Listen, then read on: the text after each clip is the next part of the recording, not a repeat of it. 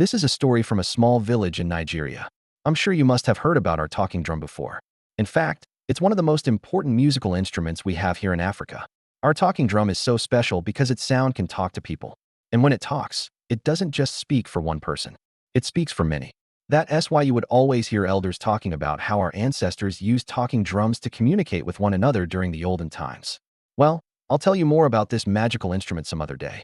But for now, let me tell you the story of the night the drums stopped beating. The drums I'm talking about are not just any drums. They are the sacred drums of our village. And by sacred, I mean that they are the source of our protection, the shield that holds back evil spirits from our community.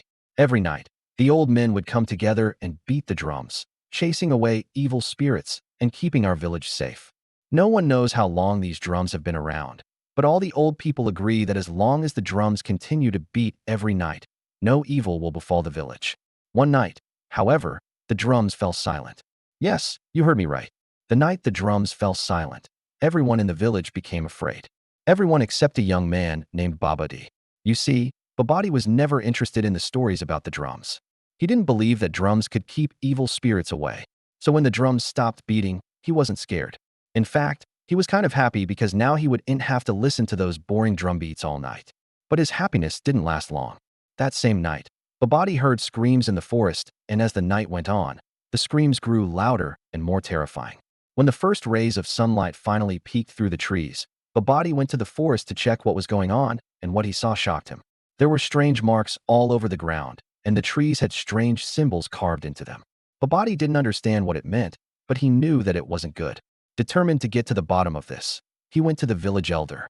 The old man looked at the marks and shook his head sadly. He told Babadi that someone had disrespected the drums and angered our ancestors, and until the disrespect was made right, the drums would not beat again. But when Babadi asked how to fix it, the old man just pointed to the sky and said, "Ask the wind, ask the trees, ask the birds, ask the river, and they will tell you who did this." So Babadi went back to the forest. This time he talked to the trees, the birds, the rivers, and the wind, but none of them knew anything. Just when he was about to give up, he noticed something. One of the bird droppings looked like a handprint. It was strange because it had human fingers and even had a wedding ring. As a hunter, Babadi recognized the print. It was the exact replica of his brother's hand. When Badi confronted his brother, the young man first denied everything. But when Badi threatened to tell the entire village, his brother confessed. He told Badi how he had always hated the sound of the drums and couldn't take it anymore. So he went into the forest and pooped on the drums to stop the noise.